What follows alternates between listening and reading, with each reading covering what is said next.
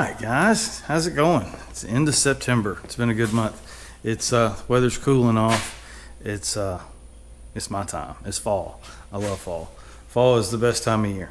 I'd prefer cold than hot. So I thought what I would try to do is today, it's too pretty to be in here working on stuff. Let's go ride something. We're gonna ride the TECATE today. I've actually already had it out a little bit. Graded the track with the tractor and just had a full day of three-wheeling and things. It's a 1984. Now, I've had, I chase these things down. I think I know about them, but once I get them, I start learning about them. And y'all are probably the same way too. I mean, once you own something, you kind of learn the characteristics of it. You start doing research. You start reading more articles about them. And I think that's just common nature. Things that I've learned about this particular machine, it is an 84. It has an extended swing arm and an extended axle. I've had a few viewers write to me and tell me that it looks like a +6 swing arm, so it's back there pretty good, and about a +4 axle. And so she has got a stance enough so she won't fit on the shelf, so she's gonna have to stay downstairs, but that's okay. Things to know about the 84. The 84 came out and of course it was the first to market liquid cooled. My understanding, it was marketed as the fastest three-wheeler, and you're gonna see it's fast. Things funny about that is, though it was the fastest, I'm sure the designers knew that going in, they kept the fat tire on the front and they also kept drum brakes. Now, other things I've learned about the Kawasaki is that you're going to see a lot of leftover parts when manufacturers start coming out with new product. They'll reuse parts that they have on other machines. And what you're going to find out is that this 250 engine is actually a dirt bike engine. And you're going to find that front brake actually comes off the utility three-wheelers that Kawasaki was making prior to this. And so, that's just a long list of parts that were kind of borrowed from here and put on there and kind of got this vehicle to market without a lot of re-engineering. In 85, this machine had a few changes. The biggest one is going to be a disc brake in the front, which I'm sure that was just kind of a needed thing. The engine just was a proven engine. It came straight out of the dirt bike, and so putting it in this chassis was not like a big stretch. Probably the biggest thing was putting the radiator on the handlebars like that. And then they had that goofy headlight, which we don't have. I would kind of like to have one just for the nostalgic of it, but it had this goofy headlight, and then they didn't even put it center. They put it over here, and I think they did that probably to offset the coolant reservoir cap where you could get to it easier. I'm sure that's probably what it was. As you see, the cap is not centered. The cap is off to one side, so they just kicked the headlight to the other side for ease ability to topping off the coolant and working on the headlight. This machine is not a good example of originality. It's not original. It's not the way they used to be. It's been monkeyed with. It's been modified. It's been changed. All the plastics that you see are aftermarket, including the tank. The tank is not original equipment. The tank is a Clark tank. The plastics are Meyer. And, so all of a sudden you start tearing it apart. We are going to have to tear this apart. Well, the first thing I do when I buy something is I kind of deconstruct it a little bit and kind of make sure everything is what it is. And this machine is not as solid as it looks. We don't have a hood latch. What am I talking about? We don't have a seat latch. We're going to have to kind of fabricate a seat latch. So that is important. And the rear frame is broke on this machine. So we're going to do some metal work, but other than that, and it's very minor. I would show you, but it involves taking the plastics off, and these plastics are bolted on. But right here in the tail, just above the fender here, kind of where I'm pointing, let's see if I can show it to you. The frame is broken here, and the welder was out to lunch, and I guess someone else used their tools, because that is not how you weld, and it's broke on both sides. So we are going to cut this out. We're going to cut the tail off of this machine, and we're going to weld it properly. There's a crack that actually goes all the way through. Other than that, it's pretty good. All the nuts and the bolts were loose on it. Every bolt in the suspension was loose. The axle bolts were loose. The wheel hubs were about to just, I mean, they were loose. I had to shim them with some shims because there wasn't enough thread to tighten it up on the hub again. Just things that you have to do. It's nothing's a big deal. I'm not saying I made a bad purchase. I'm not complaining. I'm just telling you, if you buy something that's 40 years old, prepare for the bumps and the bruises that came with that 40 years, and you're gonna have to fix them, and that's just part of it. So nobody's crying over spilt milk here. I'm happy to have this, and that's kind of one of the things I wanted to talk about. Was I had a couple people actually mentioned, they said, I bet finding parts for those are really hard to find, and you know, on my list I did a top 10 list, and the Kawasaki was certainly on there, and so is the Tri-Z.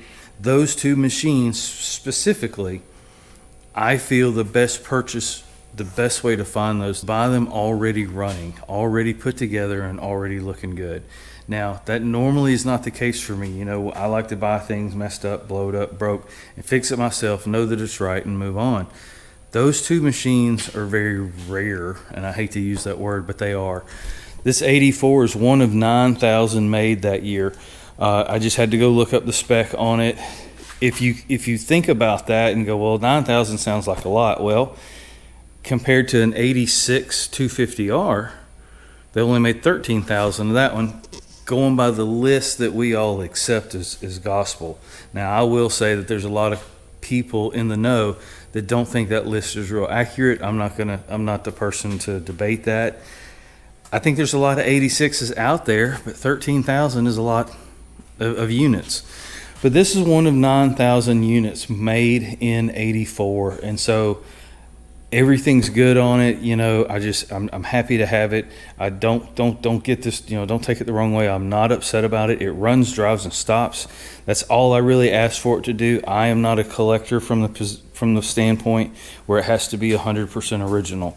I am more function over form, and so if it runs, drives, and stops, then I'm happy as I can be about it. So today's a good day. I think we can get some laps down.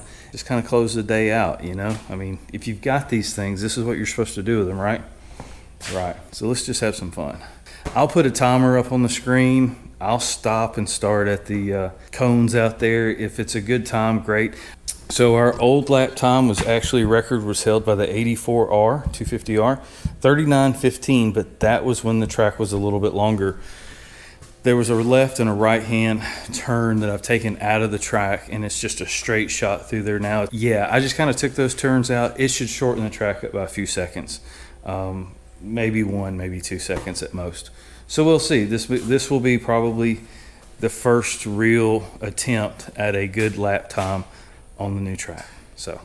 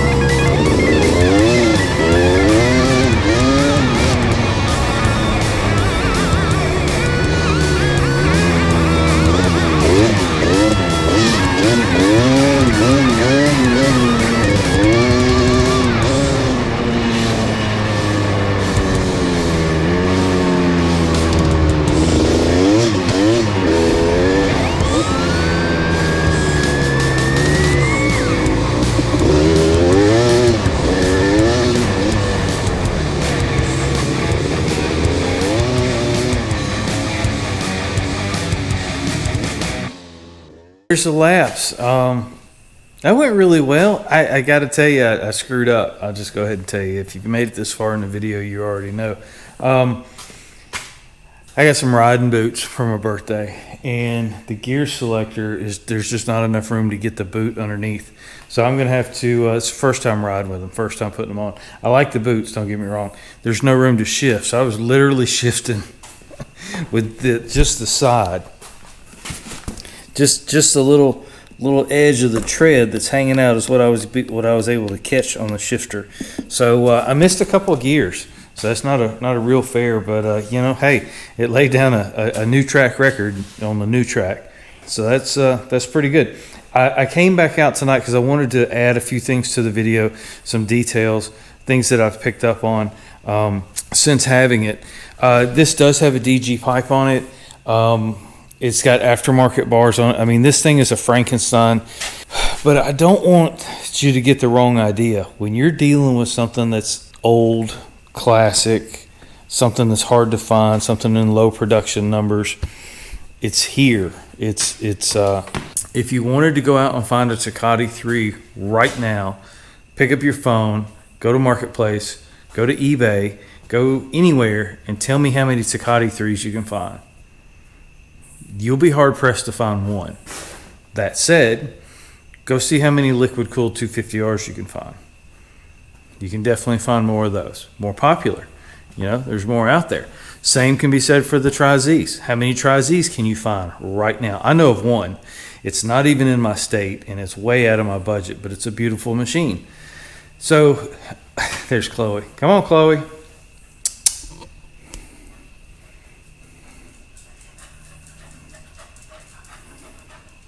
You gonna say hi? Yes, Chloe likes the fall too. Yes. Thanks, Chloe. See you later.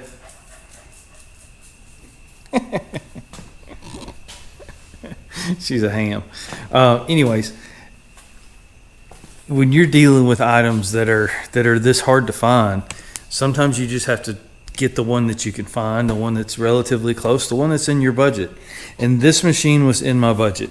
For what these are going for, this was a steal. I haven't done anything to it. I bought it. I registered it. I put fuel in it. That's all I've done. Of course, I mean, I've done the maintenance things that I've told you, but I didn't fix anything. I tightened some bolts. I shimmed some hubs. I put fuel in it. I checked the oil. And that's it. I haven't done anything to it. So if you're going to find something like this, if you're looking for one of these, you got to keep those things in mind. You're going to find 10, 20 Hondas to every one Kawasaki. And so that drives the price up. They're amazing machines. When Kawasaki brought this to market, there was a lot of things that were left over from the motorcycle. The twist grip. This has got a twist throttle on it. Now, some guys like that and some guys don't. Some people say it's dangerous, but I got to tell you, since I've been riding this one, it's just what you get used to, you know. I think the difference is, honestly, and this is just my opinion, when you have a twist throttle, you hold on more with your legs and less with your hands. If that makes any sense. And the reason I say that is because if you are holding on with just your hands and this thing accelerates, you're going to roll the throttle and it's going to try to pull out from under you that much more. When you go into a corner, you're going to push, you're going to roll the throttle. You're going to pull, you're going to roll the throttle. So you really got to ride more with your feet dug in and your legs holding on to the machine like you would a motorcycle. And I think that's where the difference comes in with the twist grip. I think it's how you ride it and what you have to adjust for. Other things that come from the motorcycle, just a simple kill switch. I mean, it's a KX250 in a three-wheeler chassis. That's really what it comes down to. I'm sure someone's going to point out there's a minor change here or minor change there. I don't know, but on the surface, it's a KX250. That said, in 86 and 87, this machine was just a different machine. It was a different chassis. It had a different engine in it. That engine had a counterbalance in it. Everybody talks about how these vibrate, and where you feel that is you feel it in the grips. You can just sit there and just feel the engine just doing this number right here. Once at idle, but once you're moving, you're going too fast. You can't feel none of that. I can't feel it. None of that resonates through the chassis. it's just sitting at idle. You can sit there and you can just feel the handlebars just shaking with the rhythm of the engine. I like it. I like the width of it. I like the length of it. It handles really good. The back end wants to step out a lot more than I thought it would. I think that comes down to the power. The front drum brake does start to fade. I showed y'all 3 laps, I think, maybe 4 laps on the video. I rode probably 15 laps, and by the end of it, the brake cable was getting a little spongy. I was pulling it more. Of course, I was getting faster. I was getting more comfortable, but I was pulling it more at the end than the beginning, and I think the drum is just kind of fading on a short course. That said, if you were out trail riding, back roads in the dunes, which this is where this thing was really, supposed to have been, you probably would never use the front brake. It probably would not be an issue. I think short course riding or something like that is the only time that's going to be a factor. I think that's going to come down to where and how you ride. But wow, would I do it again? Yes, and twice. I'd do it twice on Sunday. It's a beast. I did roll in here. I came out to check for leaks. Just a really, really cool machine, and I like the fact that it's a Kawasaki. It's not a Honda. I like that it's different. I can compare. I can learn. I can see what they were thinking, in comparison to what Honda had out on the track. And man, in '84, that was a beast. But like I said, in '85, they went to the disc brake, which was a huge improvement for this. And then you got to think about what they were competing with. In '85, this chassis, this setup with a disc brake was competing against the Liquid 250R. And probably, in everything that I've read, the Kawasaki was always the fastest in a straight line. Where the Kawasaki lost was in the turns and the suspension. The suspension was better on the Hondas, and that allowed the riders to actually outrun the Kawasaki. I looked online. There is a kit to convert this to a disc brake, and I may do that. I mean, there's nothing factory about this machine. It's nothing to worry about. It's going, oh, you'll ruin it. It's not original anymore. There ain't nothing original here, y'all.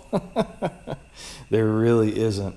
But it's here. It's the real deal. '84, and it lives up to the hype. It's fast, but it starts easy. Mechanically, it's a beast. It really, really is. I really do like it. But I'm happy to have the '84. It's one of those situations where if you can have the last of a model, that's really cool. And if you can have the first of a model, and that's really cool too. As always, thanks for watching. I appreciate it. I hope you like this video. It's kind of short, but the weather was just so nice. I had other things I was doing today, but I wanted to get out and ride a little bit, and I kind of thought I'd bring you along. The track was pretty nice. Still dusty though. It's funny how that goes. It's part of the track, it stays damp because it's shaded so much, and there's another part of the track where it's opened up and it dries out really quick. And so you saw there at the end, there's some bonus footage at the end of this video that shows you just after about 15 laps how I coat the whole this whole side of the back of the house and everything. So yeah, it's a little dusty.